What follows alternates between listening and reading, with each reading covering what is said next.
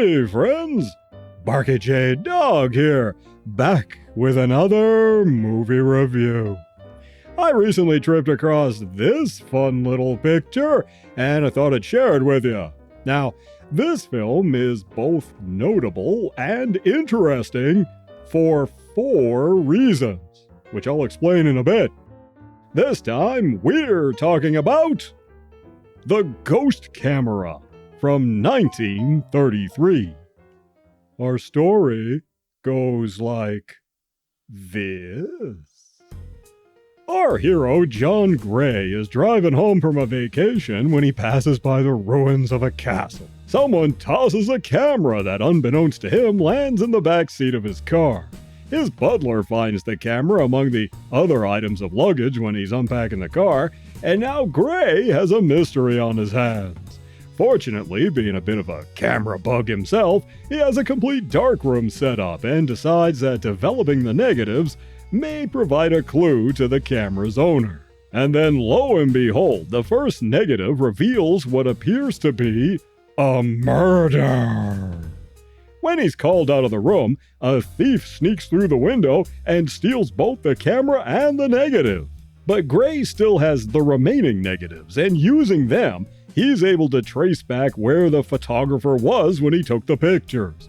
He also finds a picture of a cute blonde named Mary, and he tracks her down. Turns out the camera belongs to the girl's brother who's gone missing. See, he works in a jewelry store, and there was a big robbery recently. Now the sister fears that he was in on the crime, so she tags along with Gray on his quest to determine where the pictures were taken, hoping it would lead to the solution of the case and find the brother. Mary's kind of reticent because she thinks her brother must be in cahoots with the crooks, and quietly tries to sabotage Gray's bumbling attempts to discover how and why the camera wound up in the back of his car. Can our hero find the evidence and save the brother? Why is this movie called The Ghost Camera if there's nothing supernatural in it? And what of love? Now, as I said, there are 4 things about this picture that make it notable. First, it employs the services of a particular editor, one David Lean. This movie was a so-called Quota Quickie, films made fast and cheaply in Britain to fill a contract for RKO Pictures. Director Bernard Vorhaus came over from America and established himself as the go-to guy for these kind of movies. He often hired Lean to do the editing, and Lean later said Vorhaus taught him a lot about how to make a picture, training he used throughout his storied career as a director. Second, this is a rare case of a movie that gets it right. You know how in a show a character is having a dream or remembering or reminiscing about a past event? What do we see? Invariably, we see the character in the frame, but if they're the ones doing the remembering, they wouldn't see themselves like that. Everything should be from their point of view, right? The camera should show what they see with their eyes, but we almost never see that. Instead, we just see a clip of the characters standing around doing stuff. Well, not with this movie. In one scene here, they employ a technique called the subjective camera, where Mary is recalling the last conversation she had with her brother before he disappears, and it's all from her point of view. She even sees herself in a mirror.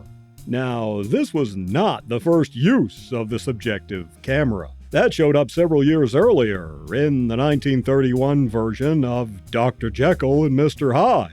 Later, it was used to great effect in Lady in the Lake, a film noir from 1946, in which the entirety of the film is from the hero's point of view. Third, The Ghost Camera is the first movie with a preamble before the opening credits. Something we're all so used to because we've seen it like 1,000,000 times, right? Raiders of the Lost Ark has a preamble, of course. and the James Bond movies. But it's more prevalent on TV. Think about it. Star Trek, Space 1999, The X-Files, Bonanza, Cheers. Just about every show had a preamble to set the stage. Well, it all started here in The Ghost Camera. Finally, this film is notable for the debut appearance of Ida Lupino.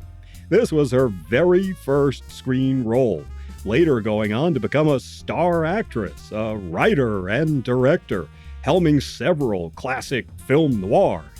And in The Ghost Camera, she was only 15. That's right, 15. But she doesn't look like a kid. She looks young, sure, but she looks more like 18 or 19, and she carries it off.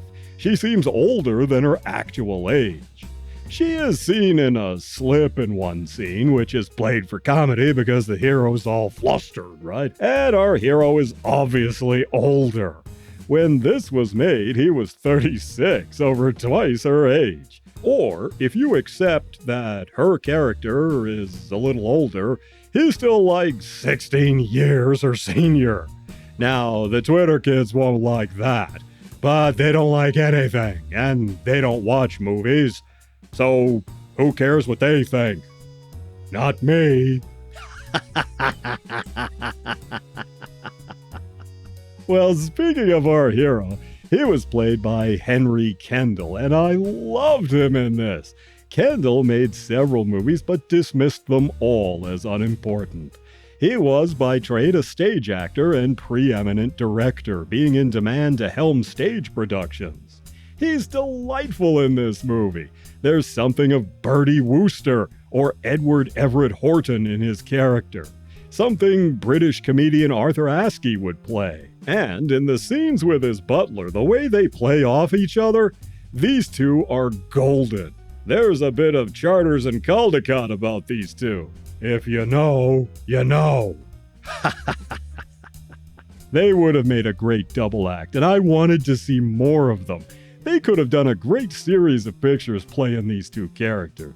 We also have a young John Mills as the missing brother. Mills, of course, a legend of British stage and film. Finally, we have one other name brand, character actor Felix Ulmer. He was in tons of stuff. A very familiar face and voice. He was in Ivanhoe, Knights of the Round Table, the 1959 version of The Mummy, Hamlet, the one with Laurence Olivier, and many, many other films. Here, he's only in one scene playing a coroner, but he's really good. You can get The Ghost Camera on DVD, and it's on Amazon Prime. But I found a really good print on YouTube, and I'll try to remember to link to it down below for you there. So, okay, this is from 1933. It's a bit dry, perhaps, and the editing, as was often the case in the time of the early sound era, a bit choppy. There's even one scene that takes place at a farm, and all of the dialogue had to be dubbed over with little or no attempt at lip-syncing. It's not really a knee-slapper, maybe, but it is charming and amusing. It's only around 66 minutes and well worth a watch, even without any ghosts in it. So I'm giving The Ghost Camera 2.25 paws up. You take care of yourselves, and I'll see you in the next one.